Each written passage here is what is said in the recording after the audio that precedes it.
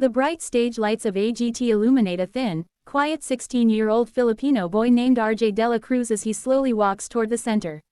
His steps are small, careful, like he's afraid to disturb the moment. Wearing a simple white shirt, slightly wrinkled jeans, and old black shoes that have clearly been repaired many times, he looks nothing like a typical showman. But his eyes, dark, searching, hold a deep, unspoken story. As he faces the judges, he swallows hard. The microphone feels heavy in his trembling hands. Simon observes him closely, sensing both fear and determination. Sophia gives him a warm smile to ease his nerves, but the crowd is whispering. Another Elvis act, another impersonator. Expectations are low, but RJ doesn't seem to hear any of it. He is focused on the memory that brought him here.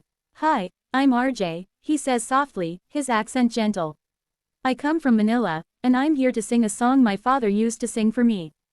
His voice cracks slightly. Simon notices. "Is he here with you?" Heidi asks kindly. RJ hesitates. "He passed away last year."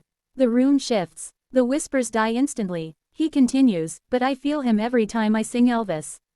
He loved Elvis. He said one day I should sing on a big stage." RJ tries to smile, but it's filled with sadness. He steps back and takes a deep breath. His hands tighten around the mic. "This is for you, Papa," he whispers to himself so quietly the judges can't hear. The first gentle chord of "Can't Help Falling in Love" begins to play. RJ closes his eyes. The fear fades. The memories rise. And when he opens his mouth to sing, the entire theater falls into complete silence, captivated before a single note fully leaves his lips. The first verse begins softly, almost like a quiet prayer. RJ's voice floats through the theater, gentle, controlled, unexpectedly warm. It isn't the loud, dramatic opening the audience expected. Instead, it feels intimate, fragile, almost too pure for such a massive stage. People lean forward instinctively, wanting to catch every note. Even Simon, who had one eyebrow raised in cautious curiosity, shifts in his seat. But then, the chorus hits. RJ's voice deepens with a richness no one saw coming. His tone suddenly carries the unmistakable warmth of Elvis Presley's classic timbre, but with a Filipino softness that gives it new life. A wave of gasps sweeps across the crowd. Someone in the back shouts, "Oh my God!" A woman in the front row covers her mouth, eyes wide. Howie sits up straight, stunned. Heidi glances at the audience, as if confirming she isn't imagining what she's hearing.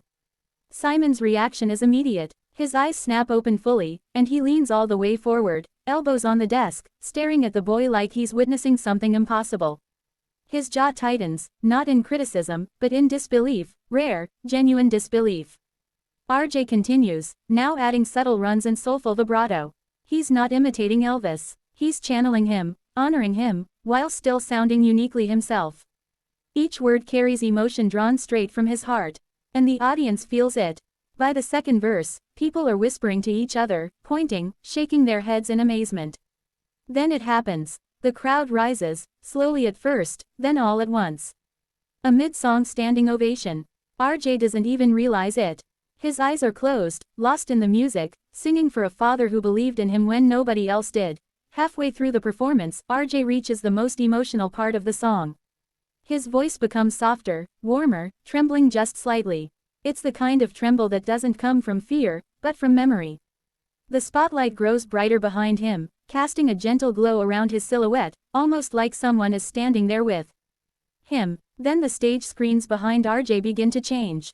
At first, they show vintage black and white footage of Elvis concerts, crowds screaming, Elvis smiling, the nostalgic energy of a past era. The audience thinks it's just a nice touch from the production team. But suddenly, without warning, the visuals shift. A faded photo appears. A young RJ sitting on his father's lap, both smiling as his dad holds an old guitar. Another photo follows, his father teaching him how to strum chords in their small Manila living room. Then a final picture. A hospital bed, RJ holding his father's hand. The theater reacts instantly, gasps, soft cries, hands covering mouths. And on stage, RJ sees the images too. He wasn't told they would show them. His voice cracks, not out of weakness, but because the moment hits him harder than he expected.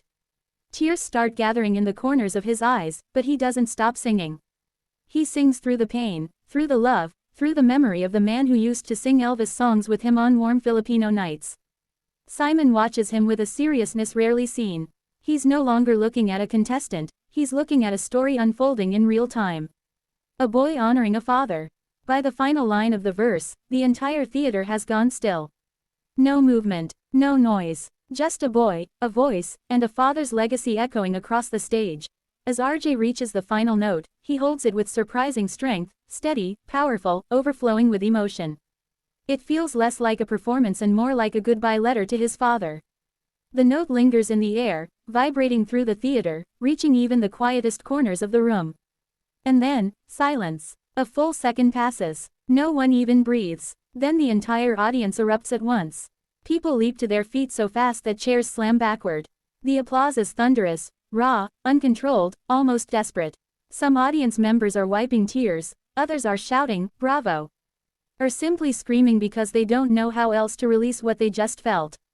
Even people backstage, camera operators, sound crew, stagehands, are clapping while watching the monitors. It's one of those rare moments where the entire building seems united in one overwhelming emotion. On stage, RJ stands frozen. His eyes dart across the sea of cheering strangers, trying to understand what just happened. His chest rises and falls quickly, he's still catching his breath. He covers his mouth with a shaking hand, overwhelmed. He never imagined this reaction, not in his wildest dreams. The judges stand too. Howie is clapping hard, looking stunned. Heidi is smiling with tears in her eyes. Sophia shakes her head slowly, like she can't believe something this pure just happened in front of her. But it's Simon who draws the most attention. He stands slowly, deliberately, staring at RJ with a softness in his eyes the audience rarely sees. It's not just admiration, it's respect. Backstage, RJ's mother watches through a small monitor. When she sees the entire theater standing for her son, she breaks down, crying into her hands as a staff member gently hugs her. This isn't just applause. It's a moment, one that feels bigger than the show itself. The applause slowly fades, but the energy in the room remains electric. RJ is still trembling, clutching the microphone as if it's the only thing keeping him grounded. The confetti cannon hasn't fired yet. The moment is resting in pure silence, waiting for the judges to speak. Simon presses his button to talk. His voice is softer than usual. RJ. He pauses, visibly emotional. That didn't just sound like Elvis. He shakes his head slowly. It felt like Elvis. And it felt like you were singing straight from your heart. The audience cheers. RJ lowers his head, tears forming again.